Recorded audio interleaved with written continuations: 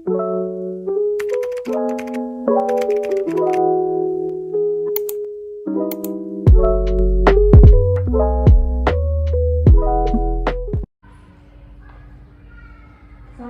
Ibu. Waalaikumsalam. Iya, silakan duduk, Kak. Iya Bu, terima kasih. Iya, sama-sama. Dengan kakak siapa ya? Dengan Kakak Regina Bu. Oh ya, Kak Regina dari mana? Saya dari Bangka Selatan Bu. Dari Bangka Selatan. Kakak Regina kesini dengan siapa? Kalau saya kebetulan sendiri Bu. Oh, Kakak Regina naik apa? Tadi naik angkot Bu. Oh ya udah. Gimana kabarnya pada siang hari ini, Kak? Ya gitu-gitu aja Bu. Oh ya udah. Kakak Regina udah tahu kan kedatangan ke sini mau ngapain? Sudah Ibu. Ya udah. Sebelum kita melakukan konseling pada siang hari ini, saya akan menjelaskan terlebih dahulu struktur awal pada konseling kita siang hari ini ya Kak. Yang dimana sebelum proses konseling ini berlangsung, saya akan menjelaskan dulu sifat dan prosedur konseling itu seperti apa. Nah, di dalam proses konseling ini ada hubungan profesional, jadi saya ingin memperkenalkan diri saya terlebih dahulu. Nah, perkenalkan, nama saya Lisa. Saya di sini seorang psikolog yang akan menemani selama proses konseling ini berlangsung ya Kak. Jadi Kakak Ibu dipanggil Ibu Lisa aja. Iya, panggil Ibu Lisa saja ya. Jadi di sini saya akan mendengarkan cerita dan keluhan dari Kakak Regina. Dengan begitu kita bisa mengevaluasi masalah yang Kakak Regina alami ya. Nah, dalam proses konseling ini Kakak tidak perlu khawatir karena sudah pasti akan terjaga kerahasiaannya. Untuk proses konseling ini biasanya akan berlangsung selama 1 jam setiap kali kita pertemuan. Nah, jadi saya sudah membaca tentang keluhan Kakak Regina kemarin. Nah, supaya lebih jelas lagi, bisakah Kakak ceritakan kembali permasalahan yang Kakak alami? Di sini Kakak Regina kan mengalami fobia terhadap air laut ya. Nah,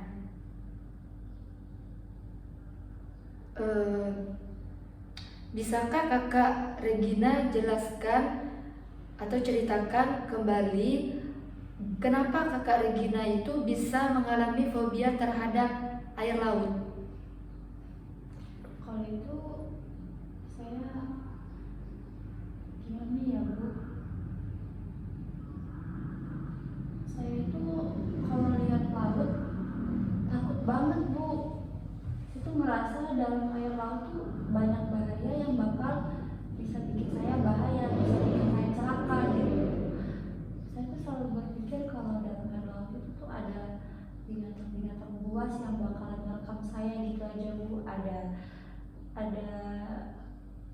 gimana ya? Ada orang yang bakal narik saya ke dasar laut. Saya takut sekali Bu. Nah, kenapa saya bisa datang hari ini konsul ke Ibu? Sebenarnya beberapa hari lalu saya pernah mencoba berenang di laut Bu. Dipaksa teman-teman. Sebenarnya bukan berenang sih Bu, saya tuh lebih ke jalan-jalan di laut naik kapal ya Bu. Nah di situ ada teman saya yang tiba-tiba dorong saya ke laut gitu Bu. Saya panik Bu, saya takut. Ibu paham nggak sih panik saya tuh gimana? Iya, saya ngerti. Di situ kejadian kemarin yang bikin saya tuh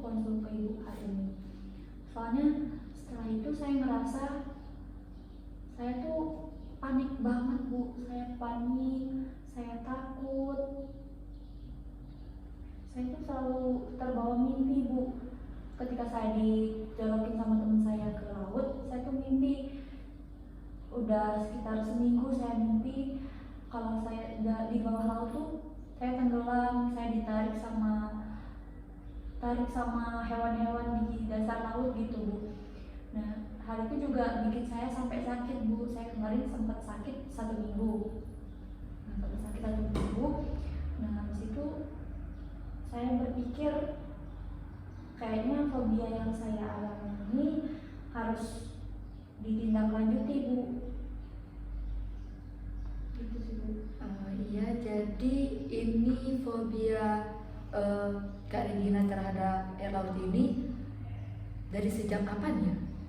Kalau ditanya sejak kapannya, saya kurang tahu ya Bu usia berapa, tapi yang jelas waktu saya masih kecil. Jadi dari waktu masih kecil itu Kakak Regina udah mulai merasakan fobia terhadap air laut. Dulu saya tuh sering banget Bu main ke laut, main ke pantai, berenang-berenang. Nah, tapi saya selalu ditakuti sama orang tua saya, kayak jangan main di situ, nanti ada ikannya, nanti kamu ditarik sama hewan. Pokoknya selalu di pikiran saya tuh selalu dicuci akan hal-hal yang negatif gitu Bu. Jadi saya tuh beranggapan emang benar. Abis itu kan dulu juga waktu kecil saya pernah hampir meninggal Bu gara-gara saya terbawa arus mau tenggelam gitu. Nah, abis itu mungkin alasan orang tua saya itu tuh bagus Bu, dengan mereka bilang kayak di laut tuh bahaya banget, nanti kamu ada hewan, nanti kamu bisa ditarik, nanti kamu bisa gini-gini, pokoknya ada monster di laut gitu kan. Mungkin niat mereka tuh baik, supaya saya tuh nggak main ke tengah laut Bu. Tapi saya dampaknya sampai sekarang saya masih takut sama laut Bu. Ya, jadi Kakak Regina ini sebelum-sebelumnya itu atau di waktu kecil udah pernah ngalamin yang namanya ketika mandi di air laut udah pernah terjadi tenggelam atau apa gitu? Hampir tenggelam. Iya Bu. Jadi maaf Ibu saya. Iya nggak apa-apa. Saya jujur saya capek Bu dengan keadaan ini. Gimana ya? Saya kan kuliah di jurusan kelautan. Nah, otomatis dan saya tuh harus sering-sering dong Bu main ke laut. Iya, itu udah pasti karena kamu kan kuliahnya ngambil kelautan. Ya udah, pasti kamu harus melawan rasa fobia kamu terhadap air laut. Iya Bu.